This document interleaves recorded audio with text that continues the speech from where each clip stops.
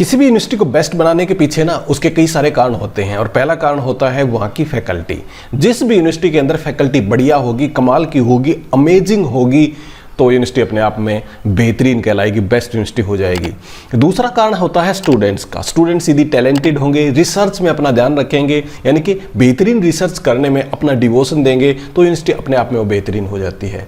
और तीसरा कारण होता है कि वहाँ दी जाने वाली फैसिलिटी, और फैसिलिटी को आप इंफ्रास्ट्रक्चर भी समझ सकते हैं कि कौन सी यूनिवर्सिटी कितना बढ़िया इंफ्रास्ट्रक्चर रखती है, स्टूडेंट्स को कितनी अच्छी फैसिलिटी प्रोवाइड करती है, इसी के साथ में स्टूडेंट्स को कितनी फ्लेक्सिबिलिटी और फ्रीडम वो यूनिवर्सिटी देती है। इन सब कारणों के कारण यूनिवर्सिटी बेस्ट कहलाती है। आइए दोस्तों, भारत के अंदर देख लेते हैं कि 5 बेस्ट यूनिवर्सिटी कौन सी हैं और ये बेस्ट अपने आप में क्यों कहलाई जा रही है। और ये बेस्ट यूनिवर्सिटी सिर्फ भारत के अंदर ही नहीं बल्कि विदेश के अंदर भी फेमस हैं। तो ये यूनिवर्सिटी कौन सी हैं और इनके बारे में जान लेते हैं कि ये बाकी यूनिवर्सिटी से अलग क्यों हैं और क्यों ये बेहतरीन कहलाई जाती हैं। आइए दोस्तों, इसको देख लेते हैं।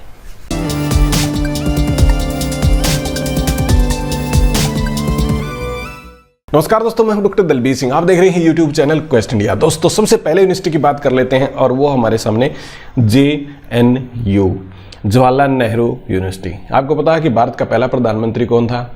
श्रीमान जवाहरलाल नेहरू जी, और उन्हीं के नाम पे यूनिवर्सिटी इस्टेब्लिश की गई है। ये फेमस अपने आप में क्यों है या बाकी यूनिवर्सिटी से डिफरेंट क्यों है, इसका प्रमुख कारण है कि इसकी ट्यूशन फीस।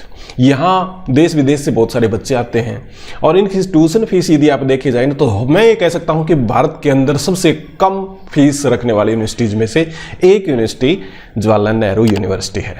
और ये यूनिवर्सिटी इतनी कम फीस क्यों रखती है? क्योंकि सेंट्रल गवर्नमेंट बहुत सारा इसको बजट देती है, UGC के माध्यम से या किसी और माध्यम से बहुत बड़ा बजट देती है, इसलिए यूनिवर्सिटी अपनी फीस को कम से कम रखने में कामयाब हो जाती है। इसी के साथ में जो इस यूनिवर्सिटी के अंदर बच्चा दाखिला लेता है, जो स्टूडेंट्स आता है, वो किसी ना किसी रूप से उसको स्कॉलरशिप मिल ही जाती है।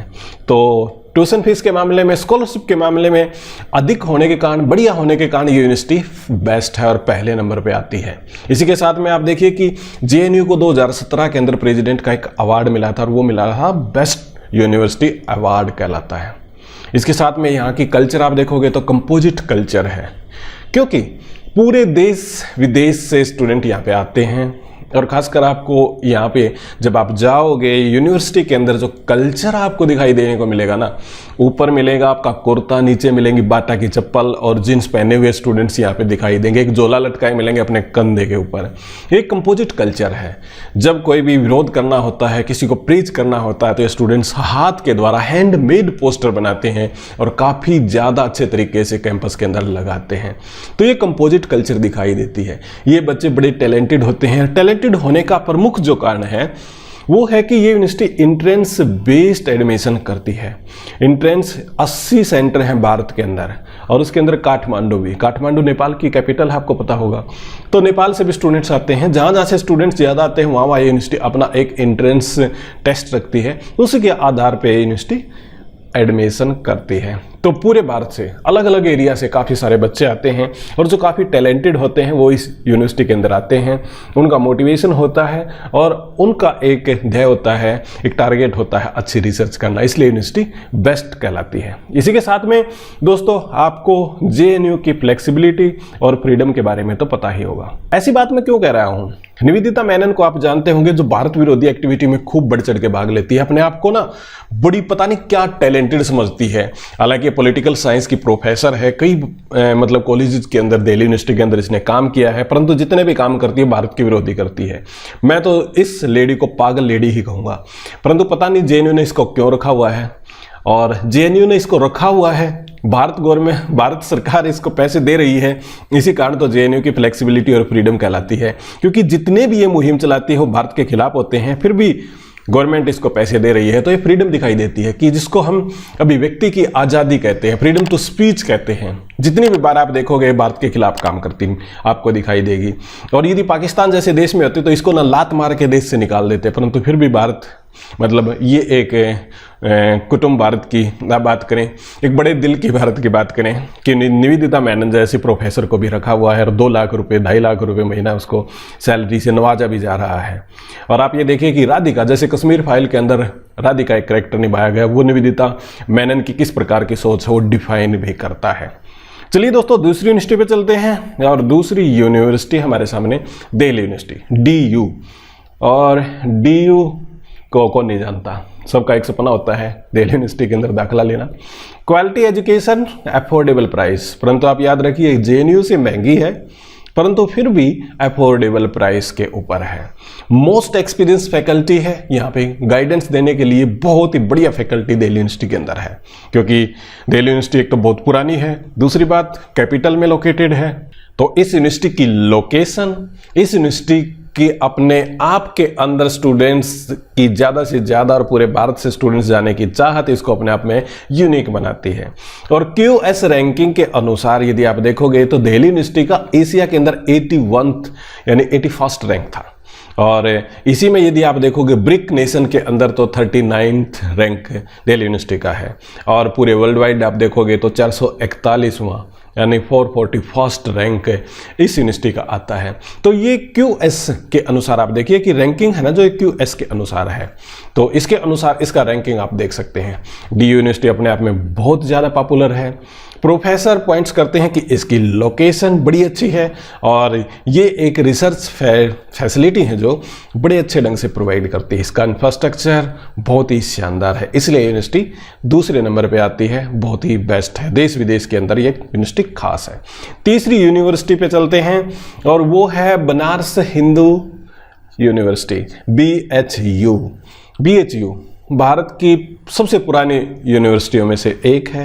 1916 के अंदर ये इस्टेब्लिश हुई थी और ये कंसिडर की जाती है कि सबसे बड़ा कैंपस है इस यूनिवर्सिटी के अंदर। रेजिडेंशियल कैंपस की आप बात करेंगे तो ये तीसरी यूनिवर्सिटी है जो बड़ी फेमस है। वाराणसी मतलब सदियों से अपने आप में एक एजुकेशन का हब जाना जाता है। इस यूनिवर्सिटी को कैपिटल ऑफ नॉलेज भी कहा जाता है। इंफ्रास्ट्रक्चर के मामले में आप देखेंगे तो ये स्ट्रक्चर ही नहीं है बल्कि एक अपने आप में मैग्निफिसेंट है, अपने आप में अद्भुत है। ये आप देख सकते हैं कि बनारस हिंदू यूनिवर्सिटी की मतलब पिक्चर फोटो हमारे जो कॉइन्स है ना उनके पीछे भी है। 100 रुपये के सिक्के के पीछे आप देखोगे तो बनारस हिंदू यूनिवर्सिटी का कैंपस बना हुआ है।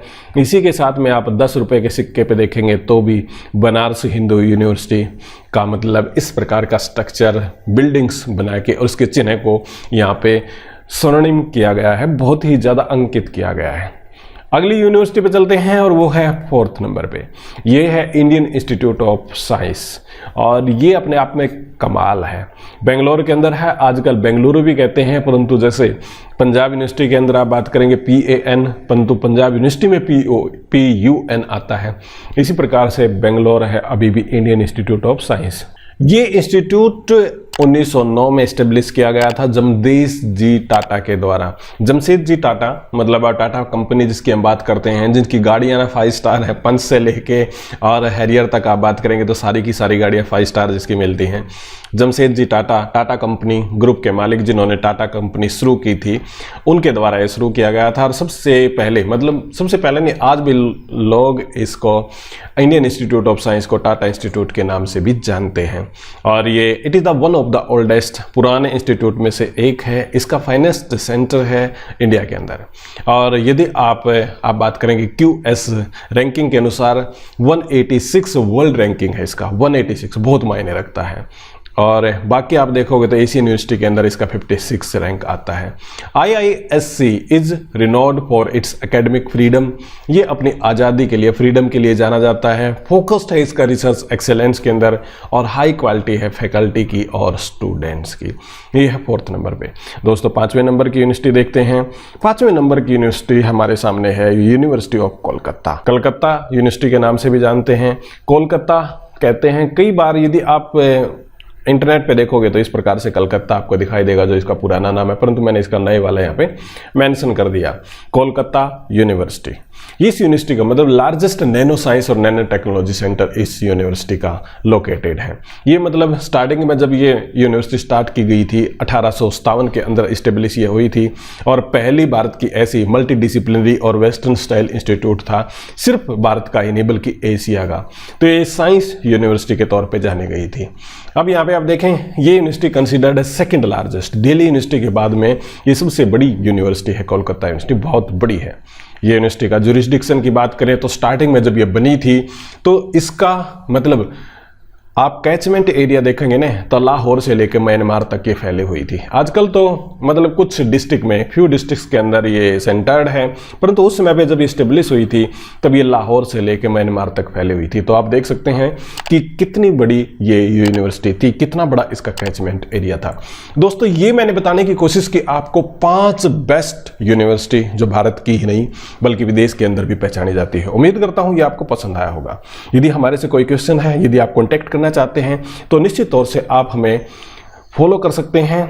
जैसे मेरे 2 चैनल हैं, पहला चैनल क्वेस्ट इंडिया है जो एजुकेशनल है, एक व्लॉग चैनल भी है DVlog44। इंस्टाग्राम आईडी पे आप जा सकते हैं जो कि Instagram/Quest India पे, फेसबुक आईडी quest.india.3 पे जा सकते हैं।